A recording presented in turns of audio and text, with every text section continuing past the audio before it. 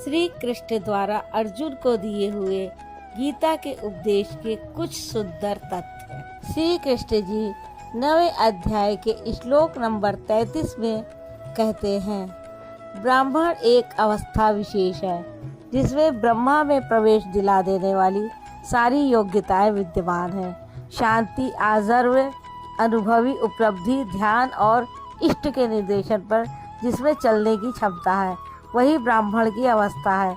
राजर्षि क्षत्रिय में रिद्धियों सिद्धियों का संचार, शौर्य, स्वामी भाव, पीछे न हटने का स्वभाव रहता है। इस योग स्तर पर पहुँचे हुए योगी तो पार होते ही हैं। अर्जुन, तुम सुख रहित क्षण भंगुर इस मनुष्य शरीर को प्राप्त होकर मेरा ही भजन करो। इस नश्वर शरीर के ममत्व पोषण में समय नष्ट ना करो। योगेश्वर श्री कृष्ण ने यहाँ चौथी बार ब्राह्मण, क्षत्रिय, वैश्य और शूद्र की चर्चा की है। अध्याय 2 में उन्होंने कहा कि क्षत्रिय के लिए युद्ध से बढ़कर कल्याण का कोई रास्ता नहीं है। अध्याय 3 में उन्होंने कहा कि स्वधर्म में निधन ही श्रेयतर है। अध्याय 4 में उन्होंने संक्षेप में बताया कि 4 वर्णों की रचना मैंने की। गुण के पैमाने से कर्म को 4 श्रेणियों में रखा। श्री कृष्ण के अनुसार कर्म एकमात्र यज्ञ की प्रक्रिया है, अतः इस यज्ञ को करने वाले 4 प्रकार के हैं। प्रवेश काल में वह यज्ञकर्ता शूद्र है, अल्पज्ञ है। कुछ करने की क्षमता आई, आत्मिक संपत्ति का संग्रह हुआ तो वही यज्ञकर्ता वैश्य बन गए। इसमें उन्नति होने पर प्रकृति के तीनों गुणों को काटने की क्षमता आ जाने पर वही साधक क्षत्रिय श्रेणी का है, और जब इसी साधक के स्वभाव में ब्रह्मा में प्रवेश दिलाने वाली योग्यताएं ढल जाती हैं तो वही ब्राह्मण है। वैश्य एवं शूद्र की अपेक्षा क्षत्रिय और ब्राह्मण श्रेणी के साधक प्राप्ति के अधिक समीप हैं। शूद्र और वैश्य भी उसी ब्रह्मा में प्रवेश पाकर शांत हो गए। गीता, जिसका विस्तार वेद और अन्य उपनिषद जिसमें ब्रह्मा विदुषी महिलाओं के आख्यान भरे पड़े हैं।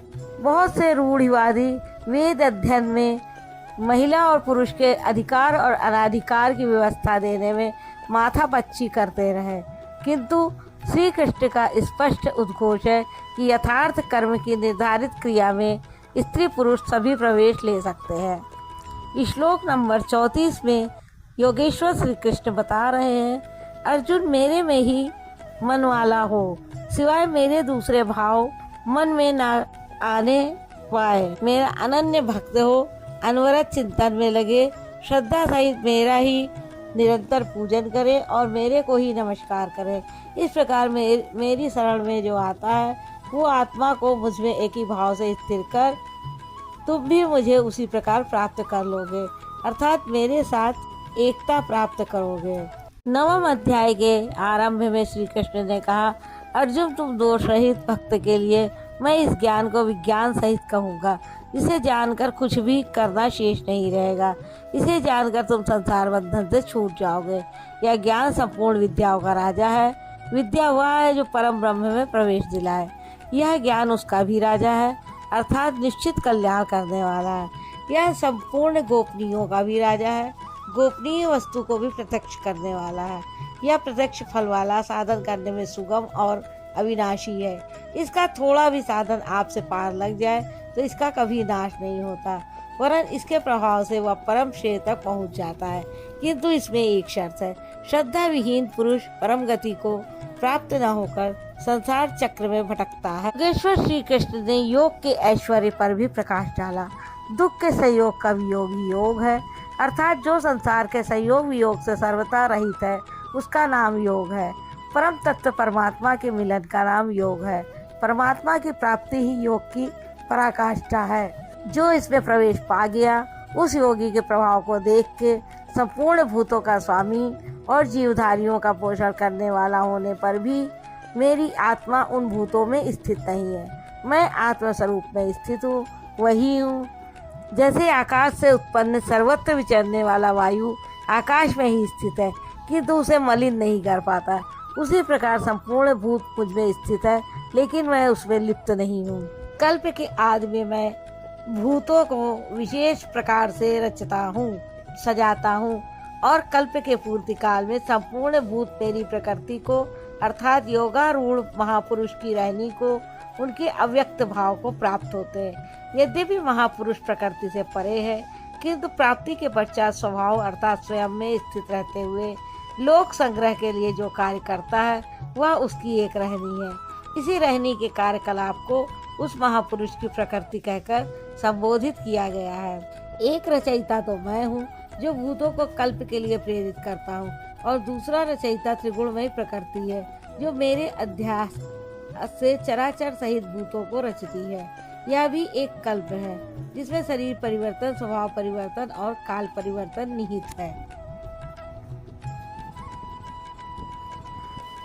कल्प दो प्रकार के हैं, एक तो वस्तु का, शरीर और काल का परिवर्तन कल्प है।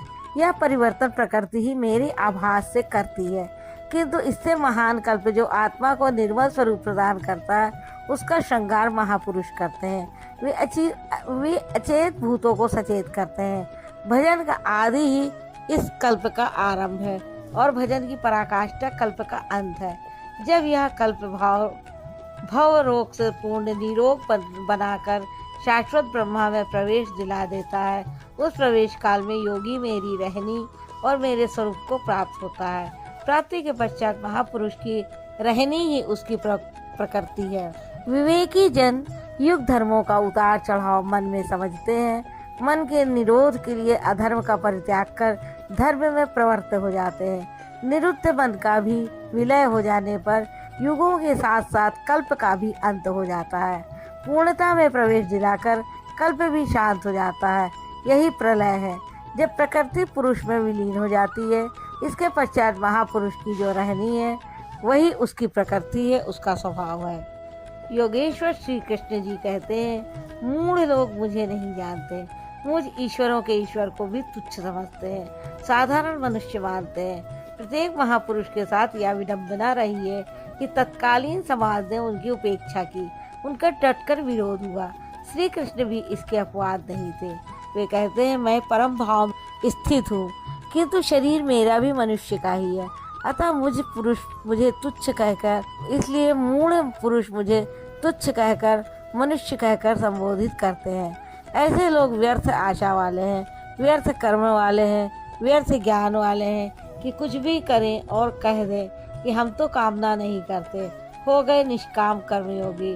वे आसुरी स्वभाव वाले मुझे नहीं परख पाते, किंतु दैवी संपत्ति को प्राप्त जन अनन्य भाव से मेरा ध्यान करते हैं, मेरे गुणों का निरंतर चिंतन करते हैं। राधे राधे।